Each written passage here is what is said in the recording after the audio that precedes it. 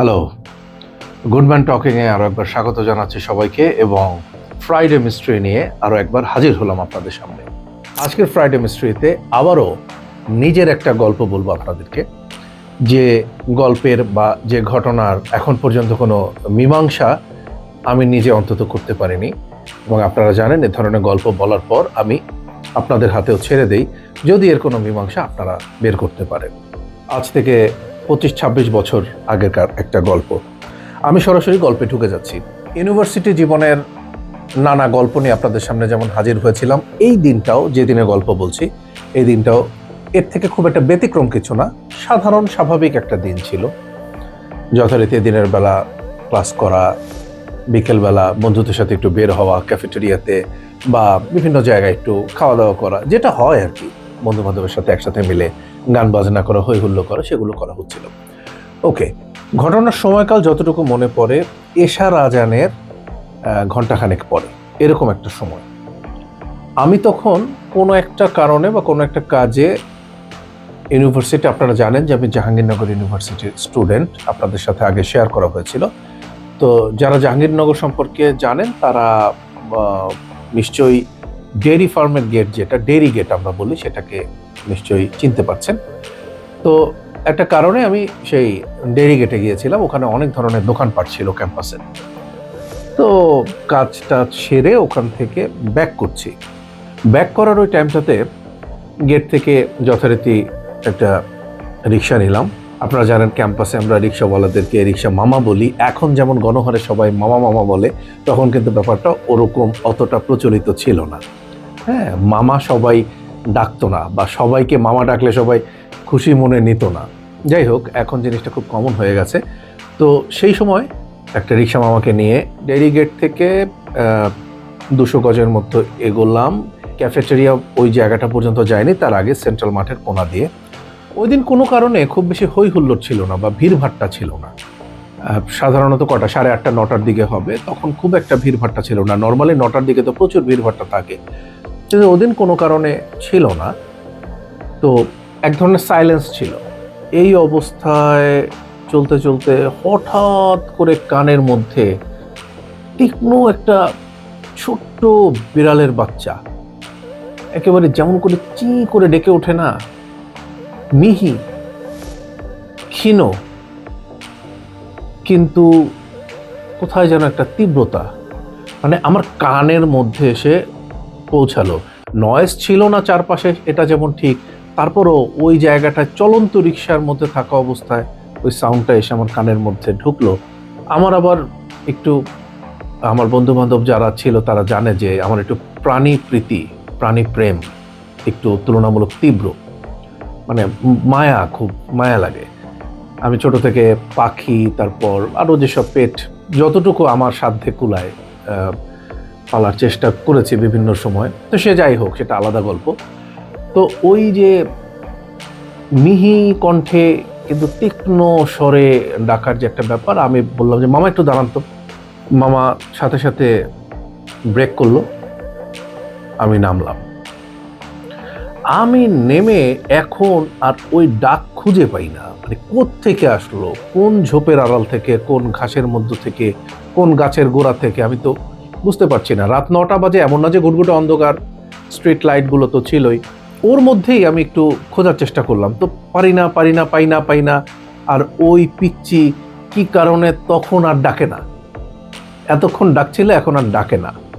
আমি অনেকক্ষণ ধরে খোঁজাখুঁজি করার পরে রীতিমতো, মানে আমি, হয় না যে একেবারে ধরনের এক্সস্টেড অবস্থা, যে কি রে ভাই, পাচ্ছি না কেন, মানে এইখানেই তো থাকবে, এখান থেকে তো সাউন্ড পেলাম। এই করতে হঠাৎ ডানে বামে এরকম অনেকক্ষণ করে এইরকম নিজের দিকে তাকায় দেখি আমার পায়ের কোনায় কালো রঙের একটা কটন বল, এতটুকু হবে, একেবারেই ছোট, খুব ছোট বাচ্চা। সে রীতিমতো গুটিসুটি মেরে আমার পায়ের কাছে বসে আছে। মানে আমি রীতিমতো তখন এক ধরনের, মানে শিহরিত, কি সুন্দর, কি কিউট, এবং কেমন কুচকুচে কালো, কালোর মধ্যে কি অদ্ভুত রকমের সুন্দর। অনেকক্ষণ ওর দিকে তাকায় থাকলাম, তারপর আস্তে করে হাতে তুললাম। মুভ খুব বেশি করে না, চোখ ফুটছে হয়তো খুব বেশি দিনও হয় নাই, এরকম আর কি অবস্থা, বেশ ছোট। এবং মাথার মধ্যে কয়েকবার এরকম করে আদর করে দেওয়ার পরে একবার খালি একটু চিঁ করে একটু ডাকলো, আবার চুপচাপ। মানে সে এখন কোনো একটা জায়গা থেকে একটা আস্থা পাচ্ছে বা কোনো একটা নির্ভরতা সে খুঁজে পেলো, এরকম একটা চোখে মুখে ভাব। ওরে নিয়ে আমার এখন নতুন টেনশন। আমি ইউনিভার্সিটির হলে থাকি, কি করব না করব বুঝতে পারছি না। যেখানে যাচ্ছি ওরে হাতে করে নিয়ে যাচ্ছি। তো তখনও আমার রাতের খাওয়াটা শেষ হয়নি। রাতের খাওয়া শেষ হয়নি তো রাতে আমি যেখানে রেগুলার খাওয়া দাওয়া করি, আমরা ক্যাম্পাসের একটা বটতলা নামক জায়গা আছে, এবং আমার নির্দিষ্ট একটা দোকান ছিল, জয়নাল ভাইয়ের দোকান, তার ছেলে কাদেরের দোকান। ওখানে রেগুলার আমি খেতাম। তো কাদেরের দোকানের দিকেই আমি আস্তে করে নিয়ে গেলাম। তো এই ফাঁকে অনেক রকমের চিন্তা করছে যে হলে নিব, হলে নিলে কে কখন মারে, এই ঘটনা নিয়ে আবার কার সাথে সম্পর্ক খারাপ হয়, ছোট বাচ্চা কেউ একটা হাঁটতে চলতে ফিরতে একটা লাথি দিয়ে দিল, ওটা তো সহ্য করা যায় না। এরকম নানা রকমের বিষয় মাথার মধ্যে ঘুরছিল। আমি ঠিক বুঝতে পারছিলাম যে কি করব, ওরে নিয়ে আমি কই যাব, কোথায় রাখবো। জয়নাল ভাইয়ের দোকানের সামনে নামলাম, রিক্সা মামারে বিদায় দিলাম, ওরে হাতের তালায় নিলাম। তা হাতের তালায় নেওয়ার পরে ওটা দেখলাম যে এতক্ষণ তো ওকে খুব একটা মানে আমি ওইভাবে দেখার সুযোগ পাইনি। এখন ফর দ্য ফার্স্ট টাইম লাইটে খুব সুন্দর করে দেখলাম যে ও মিশমিশে কালো। আমি সাধারণত এরকম বিড়াল খুব কম দেখছি যে এইরকম মিশমিশে কালো হয়। অদ্ভুত রকমভাবে ওর যে বাম চোখের এইখানটাতে ছোট্ট একটা হলুদ রঙের দাগ। আমি প্রথমে মনে করছি কোনো শুকনা পাতা বা কোনো কিছু হবে, ওইটা আমি এরকম করে সরানোর চেষ্টা করছি, দেখি যে সরে না। তখন বুঝলাম যে না, এটা ওর মানে চামড়ার অংশ, লোমের অংশ, হলুদ রঙের। এটা খুব ইউনিক একটা ব্যাপার ছিল, খুব সুন্দর ছিল। খেতে বসলাম, যথারীতি ওরে পাশে নিয়ে বসলাম। সেও কোনো ঝামেলা করে না, চুপচাপ পাশে বসা। বিভিন্ন ধরনের খাবার দাবার যেগুলো আমরা খাই অর্ডার দিলাম, খাচ্ছি। ফাঁকে ফাঁকে ওর জন্য একটু একটু একটু একটু করে দিচ্ছি, তো খাচ্ছে। কিন্তু অত ছোট তো অত বেশি খেতে পারে না, অল্প একটু খাচ্ছে, আবার থামতেছে, আবার হচ্ছে, ওইটা খাইতে পারে না। এখন আমি ঠিক জানি না ওরে আমি কি খাওয়াবো। এত ছোট বাচ্চা বিড়াল আসলে কি খায়। আমরা তো একটু বড় বিড়ালের সাথে ডিল করছি অনেক সময়, কিন্তু এত ছোট বিড়ালের সাথে কখনো সেভাবে ডিল করা হয় না। আর এরকম আননোন সাডেনলি হাতে এসে পড়লো, কি করবো না করবো বুঝতে পারতেছি না।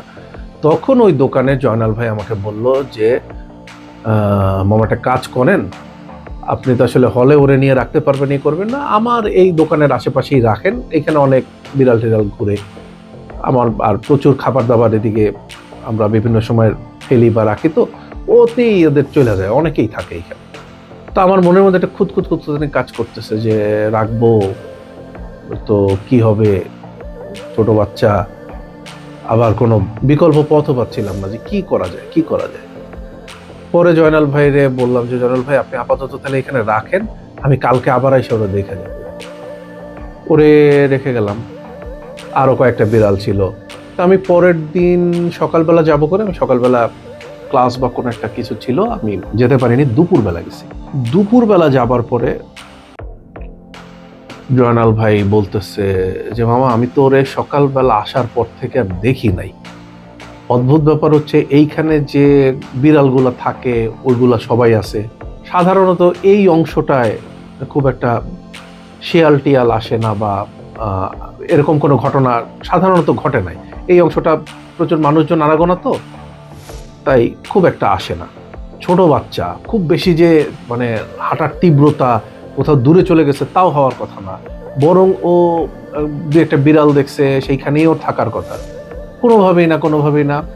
আমি আর জয়নাল ভাই দুপুরবেলা দোকানের আশেপাশে যত জায়গা আছে খোঁজাখুঁজি, বিভিন্ন জনের সাথে কথাবার্তা, ওর চেহারার বর্ণনা দিলাম, সবকিছু করলাম, কোথাও ওরা নাম নিশানা পেলাম না।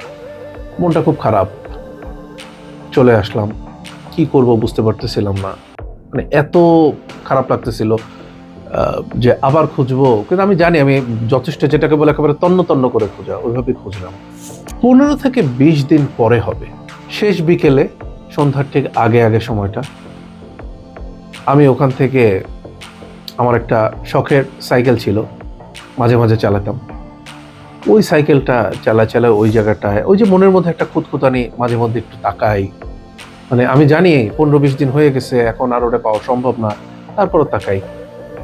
হঠাৎ করে দেখি এরকম দুটা এরকম চালার মতন, টিনের একটা চালা আর একটা চালা, এরকম একটা জায়গা, ওটা একটা পরিত্যক্ত জায়গার মতো।